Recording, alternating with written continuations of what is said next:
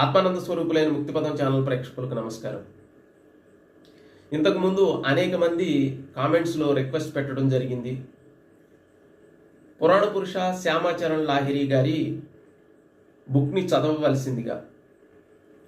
దానికి గాను ఈరోజు పురాణ పురుష యోగిరాజా శ్యామాచరణ్ లాహిరిలోని మొదటి అధ్యాయమైనటువంటి ఆవిర్భావంలోని విషయాలను గురించి తెలుసుకుందాం.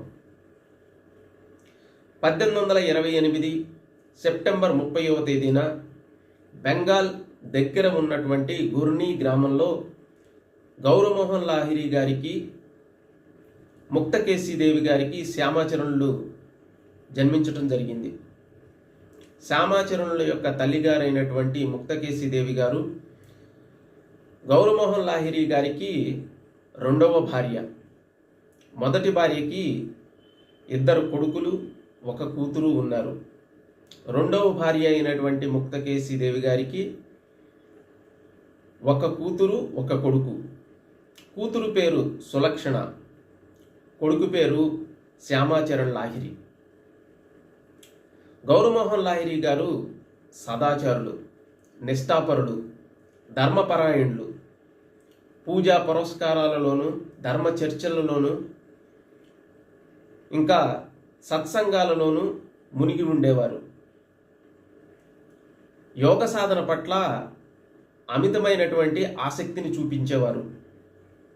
భార్య అయినటువంటి ముక్తకేశీదేవి గారు నిష్ఠాపరురాలు.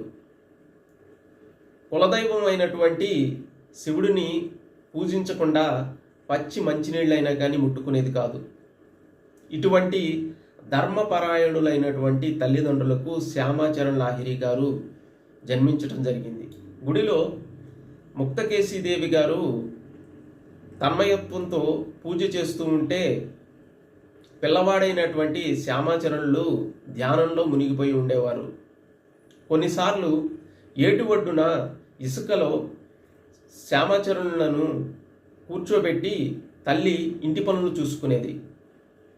ఆ సమయంలో శివుని వలె శరీరం మొత్తం కూడా దుమ్ము పోసుకొని ఇసుకలో కూర్చొని ధ్యానం చేసేవారు పిల్లవాడైనటువంటి శ్యామాచరణులు.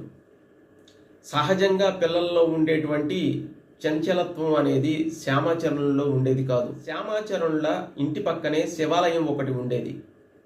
ఒకరోజు బెడ్డెడైనటువంటి శ్యామాచరణుల్ని ఒళ్ళో కూర్చోపెట్టుకొని శివధ్యానంలో మునిగిపోయింది ముక్తకేశీదేవి.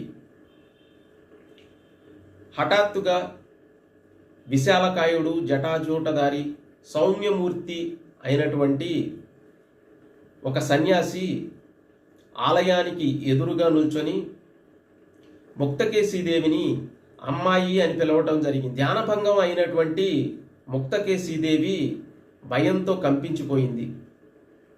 వెంటనే తన బిడ్డని ఒళ్ళోకి తీసుకుంది.